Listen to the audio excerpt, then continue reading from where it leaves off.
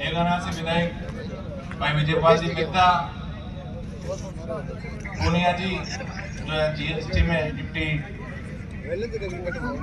Commissioner है, सम्मानित मंच, सामने विराजमान पिता बुजुर्ग जन, नौजवान साथियों, माताओं, बहनों और प्यारे बच्चों, सबसे पहले तो इस कार्यक्रम के समस्त आयोजकों को हृदय की गहराई से धन्यवाद ज्ञापित करता हूँ कि आपने बहुत ही सुंदर कार्यक्रम में आयोजन किया, हमें बुलाया और जो मान सम्मान हम लोगों को आपने दिया उसके लिए हम सदैव आप लोगों के ऋणी रहेंगे। बड़ा अच्छा लगता है जब भी ऐसे कार्यक्रम में जाने का मौका मिलता है और यहाँ आके जब वहां से रवाना हुए तो दिमाग में अलग पिक्चर थी और जब सूरत की पावन धरा पे आपका जो विशाल जन समूह और प्यार प्रेम आप लोगों का देखा तो ऐसा लगा कि हम राजस्थान के अंदर ही कोई कार्यक्रम में उपस्थित हो रखे हैं। अभी सारी बातें पूर्व वक्ताओं ने कही, अभी जयवीर जी गोजारा ने भी मध्य प्रदेश की बात कही, लेकिन बात कह के निकल गए।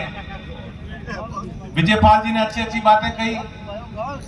मैं तो एक ही निवेदन आप सबसे करता हूं कि देश को आजाद हुए 75 वर्ष हो गए, पूरा देश आजादी का अमृत महोत्सव मना रहा है। हमें सबसे बड़ी बात एक चीज का हमें ध्यान रखना है कि हमें आत्मविश्लेषण करना है, मंच पे कौन व्यक्ति क्या बोल रहा है और हमें उसका विश्लेषण करना है। जब देश के अंदर जिस समाज से मोदी जी आते हैं उस समाज की आबादी मेरे हिसाब से इस देश के अंदर 0.001% भी नहीं है, फिर भी देश के प्रधानमंत्री बन गए। क्यों नहीं हमारे समाज के व्यक्ति जो है वो राजस्थान के मुख्यमंत्री की बात कर सकता है? लेकिन उसके लिए जो मंच पे हम लोग बैठते हैं, हम दोषी हैं, आप कोई दोषी नहीं हो उसके लिए। हम जिस दिन एक मंच पे बैठना शुरू होके और सही दिशा के अंदर बात करने लगे, सच बोलने और सच सुनने का मादा जिस दिन हमने हमारे अंदर पैदा कर दिया, उसी दिन राजस्थान को मुख्यमंत्री मिलेगा। मैं आपसे इतना ही निवेदन आप सबसे करूंगा।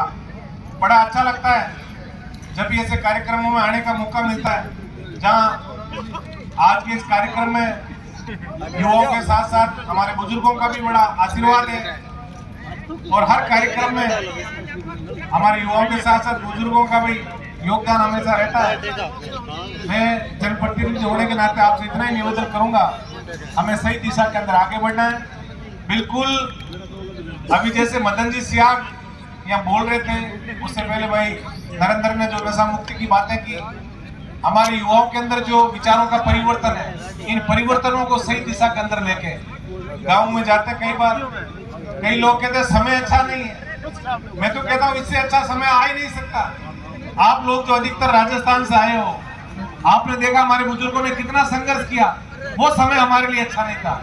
आज समय बहुत अच्छा है, हम सबको मिलकर इस समय का सदुपयोग करना है और सही दिशा के अंदर आगे बढ़ना है। हमें ये चीज सोचनी है कि कौन व्यक्ति जो है वो अपने विचारों के माध्यम से हमें सही दिशा की ओर आगे बढ़ने की बात कर रहा है। मैं व्यवस्था परिवर्तन का नारा देने वाले किसान के बेटे हनुमान जी बेनीवाल की बात करूंगा। आज राजस्थान के अंदर जो मुहिम लेके चले, वो कहते हैं कि सत्ता प्राप्ति मेरा मकसद नहीं, कि सिर्फ हंगामा खड़ा करना मेरा मकसद नहीं, मैं चाहता हूं कि तस्वीर बदलनी चाहिए। व्यवस्था परिवर्तन का ऐसा नारा कि आज थाने कोर्ट कचहरी तहसील के अंदर बुजुर्ग व्यक्ति गरीब व्यक्ति जाए तो वहां का अफसर खड़ा होकर कहे कि बाबा बताओ आपकी क्या सेवा कर सकता हूँ, ऐसी व्यवस्था हम राजस्थान के अंदर चाहते हैं। मैं तो इतना ही निवेदन आप सबसे करूंगा, भामाशाहों के रूप में आपने राजस्थान को बहुत कुछ दिया सूरत के लोगों ने। आप हनुमान बेनीवाल जैसे व्यक्ति, जो व्यक्ति हाथ पकड़ता तो हाथ नहीं छोड़ता, और आज राजस्थान के अंदर मुझे पता है एक दिल्ली की घटना, एक दिन मैं दिल्ली गया हुआ था और एक ट्रेन के अंदर एक सुधार समाज के व्यक्ति का अचानक फोन आता है कि हनुमान जी मेरे पिताजी रेल के अंदर है, बहुत बीमार है, और मुझे यूं लगा कि देश के अंदर एक ही ऐसा व्यक्ति है जो इस वक्त मेरी मदद कर सकता है, आप मेरे पिताजी की मदद करो। इन्होंने वहीं बैठे बैठे ट्वीट किया देश के रेल मंत्री को, देश के जो रेलवे के बड़े अफसरों को, और हाथों हाथ थोड़ी देर बाद रीट्वीट आया कि अगले स्टेशन पे उनको मेडिकल टीम से चेकअप कर लिया, सही है, हमने यहाँ उतार लिया है। मैं तो इतना ही निवेदन आप सबसे करूंगा, इन सब बातों को आप युवा हो और सोशल मीडिया का पूरा आप उपयोग भी करते हो। सोशल मीडिया के माध्यम से हनुमान बेनीवाल जी की जो छवि है, कुछ लोगों ने एक जातिवादी नेता के रूप में जो बनाई है, इस छवि को हमें धूमिल करना है। इनकी छवि ऐसी बनानी है कि 36 कौम का नेता है और पीड़ा के अंदर हमेशा हनुमान बेनीवाल हर व्यक्ति को याद आता है। तो ऐसे व्यक्ति के हम साथ चलें।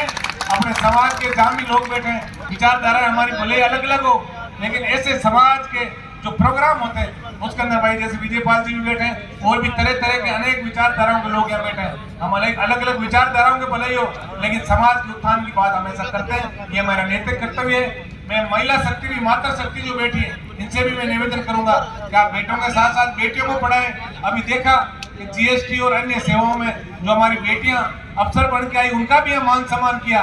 तो निश्चित रूप से हमें बेटों के साथ साथ बेटियों की शिक्षा पे ध्यान देके और सही दिशा के अंदर संस्कारी शिक्षा देके और सही दिशा में हमें आगे बढ़ाना है। बेटे और बेटी में कोई भेद नहीं। जब तक देश और प्रदेश की जब नीतियां बनती है, वह हमारे बेटे और बेटियों के हाथ में जब तक कलम नहीं आएगी, तब तक हमारा असली उत्थान नहीं हो सकता।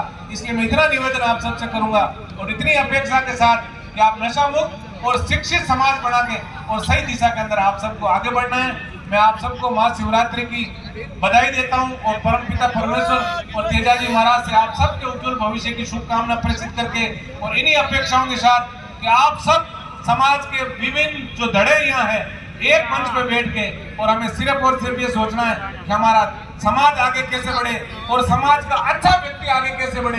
ये चीज यदि हम मन में लेके आगे बढ़ेंगे तो निश्चित रूप से हमारे जो सपने हमारे पुरखों ने देखे, वो सपने सब जगह पूरे होंगे। एक बार पुनः इस कार्यक्रम के समस्त आयोजकों को हार्दिक गहराई से धन्यवाद ज्ञापित करता हूँ कि आपने अच्छा कार्यक्रम का आयोजन किया, हमें यहाँ बुलाया और जो मान सम्मान दिया उसके लिए बहुत बहुत धन्यवाद। जय हिंद, राम राम।